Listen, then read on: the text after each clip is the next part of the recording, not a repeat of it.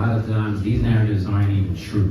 I'm a part of a radio show, right? And I started talking to people outside of the country. You would be surprised how many people outside of America rock with us, love us, right? I'm Haitian and Cuban, and the show that I run is called The One Life I Experience, where I teach people about Haitian culture, right? And outside of America, Haiti, France, the ones that are connected to us, right?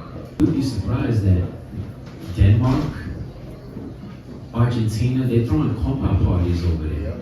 They're doing Haitian parties over there. Compa is a style of dance or music that we listen to for those who don't understand what I'm talking about. They're having compa parties in Brazil, all over the world, right? And I would have never got exposed to that if I wasn't, taking calls from these different people, even in Amsterdam.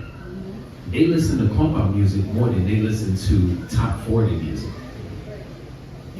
So that alone opened my eyes to, like, you gotta come outside of your comfort zone, your environment. I'm guilty of that too. I'm a born New Yorker, and sometimes I'm thinking, like, what would I do if I leave New York? I'm so connected to the five boroughs and all of that jazz, but when you leave your comfort zone, you get exposed to the rest of the world, and the rest of the world rocks with us, like, heavy. It's like, don't believe what y'all seeing in the news in America. The American government or whatever, they're the ones that's creating these narratives to keep the melanated community in. Okay. So that's why I said, stop believing narratives. Okay. Thank you for that. So cultural component.